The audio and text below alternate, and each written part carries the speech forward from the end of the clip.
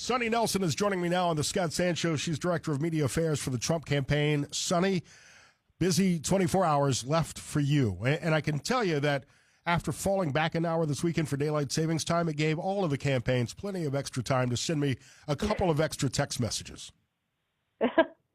Yes, that's right. We have, honestly, I don't even know how many hours are left. Just a couple here until voting starts. Of course, early voting has already started.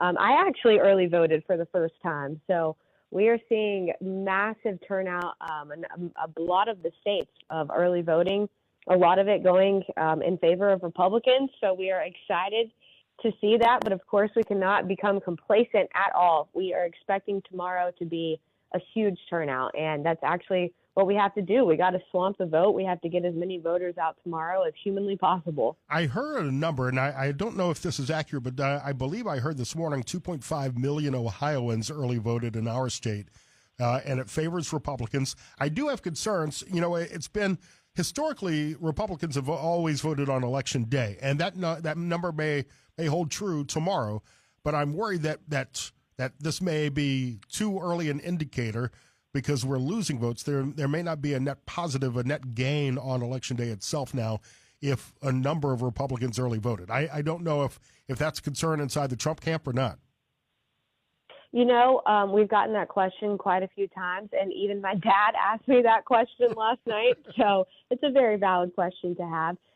But no, I can tell you that's not something that we are worried about. I believe that the RNC has done an excellent job of the ground game efforts that they've really been focusing on and getting this voter turnout to happen early. And of course, President Trump has been talking about early voting for the last several months on the campaign trail, all of his massive rallies that he is having. So while we've been doing a very big push on early voting, we know that Republicans historically will vote in person on Election Day. So we expect to have the same type of turnout as we normally do, except for more tomorrow on Election Day. Once the polls open, I'm very excited to start seeing the results come in. But like I said, as excited as we are that things are looking so well for us and we are so well positioned right now, especially with external polling and internal polling, we find ourselves in a really great spot, the best spot we've ever probably found ourselves in. We are not taking our foot off the gas at all. We are still going as hard as possible. As you look at the national polls, and obviously I think the campaigns are able to invest more money into specific polling because you need to know where you need to campaign and where you need to spend money, as opposed to the national polls, which give a much broader outlook. Sample size is usually smaller. The weighting could be questionable. What are your internals showing? Is it the same thing that I'm seeing as I deep dive into the numbers because I'm a geek? It all boils down to a few counties in Pennsylvania and Michigan? Well, I will tell you that our internal polling shows us up in every single swing state between 1 and 5 points. And as you just mentioned, we put a lot of stock in our internal polling because they are very expensive. So we want to know that we are, getting an accurate depiction of what's actually happening, how the voters are feeling. But we are seeing ourselves up in all of the swing states, which is great. But then also you look at these national polls that are coming out. NBC, I believe yesterday, I think it was, has us up by 1, which is unheard of because, historically President Trump has tended to underpoll, be underrepresented in a lot of these national polls. So this is great news for us. We feel very excited about what we're seeing, but we are not stopping. The RNC really has done an excellent job of getting out the vote. We see President Trump going to all of these rallies today. North Carolina, my home state, this morning, Pennsylvania twice, and then he's ending in Grand Rapids, Michigan, at the same place that he ended his 2016 campaign and 2020 campaign. So a little historic, nice little nod to the past there. Yeah, no superstition at all involved, I'm sure. Yeah, definitely not. He's just rallying the great people of Michigan. It's very important. J.D. Vance in Michigan this afternoon as well. I think J.D. is scheduled to speak here at the top of the hour. We're going to try to carry some of that here live as well. Sonny Nelson is Director of Media Affairs for the Trump campaign. What is the RNC plan tomorrow? I was just trying to watch a press conference from the recorder of Maricopa County, Arizona, where we're hearing it may be 13 days before we know results out of Arizona. That's concerning. Wow. Yes. Well, I can tell you that we are very prepared for anything that might happen on election day. We have been the RNC. We have a great legal team. We have a lot of outside firms that are helping us prepare for whatever may come. So I will just leave it at that and say that we are better positioned than we have ever been before in any other election. We are prepared. We're ahead of these things. We're winning court cases, as we just won a big one in Pennsylvania a few days ago. We have other things going on in Georgia. So the good news is that we are tracking all of this, all of these reports, and that we are getting ahead of them. RNC literally has like thousands of lawyers ready to go in some of these key battleground states. Yes, definitely. We are very well positioned to handle anything that might happen on Election Day. The hope, of course, is that the vote is so overwhelming that it doesn't boil down to a legal battle. That would be my hope for the sake of the country, if nothing else. Well, that's something that we have said and that President Trump has said for a very long time now, is too big to rig. I'm sure a lot of your listeners have seen those rally signs at his rallies saying too big to rig. I had one for a while, and then I lost it. So I'm hoping to get another one of those before this is over. I don't think you're hurting for campaign signs, Sonny. You know, actually, since I haven't been down in our headquarters a ton lately, I have been this last little bit, but I'm like, I don't have nearly as much merch as I did in 2020. I'm going to have to stock up on some. I do have, this is the most important part, I do have the pink MAGA hat that I will be wearing tomorrow on Election Day. So that's the most important piece of merch. I'll send you a piece of merch, too. They didn't come in. My friends at Dave's Running were working on these. I've got Make Afternoons Great Again with my show logo hat coming in, but they didn't make it in time for the election. I'll have to send you one of those to add to your campaign merch collection. Please do. That was you talk about the pink hats and the Women for Trump. That's been a key message over the last couple of days. I just watched Donald Trump's rally from Reading, Pennsylvania. Laura Trump was there, surrounded behind her by a sea of the pink Women for Trump signs. Obviously, Kamala Harris is counting on female support, and she seems to be outpolling Donald Trump with women in battleground states like Michigan. What are your numbers showing? Has Donald Trump been able to successfully win over some of these suburban female voters? Yes, absolutely. And taking it back to the Reading, Pennsylvania event, there was a big Women for Trump event right before President Trump took the stage in Pennsylvania, where they had thousands of women out there showing their support for President Trump. And I think really we see the support from women right now because of Kamala Harris's top surrogate, Mark Cuban, who went on The View just a few days ago and essentially called every woman who supports President Trump weak and dumb. Now, I'm not sure if Mark Cuban and Joe Biden and Hillary Clinton and Barack Obama are all having a contest as to who can offend Republican voters more, but I think Mark Cuban might have taken the cake with this one. Right after Joe Biden calls Trump supporters garbage, Mark Cuban comes along and calls women weak and dumb.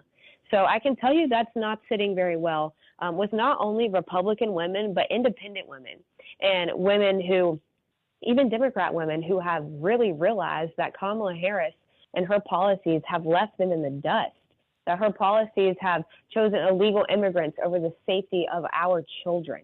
These are all very important things. And while the Harris campaign wants to make abortion the bedrock of their entire campaign and thinks that's a winning message to win every single female vote, we can tell you that women care more about abortion, care more than just about abortion, They care about the economy.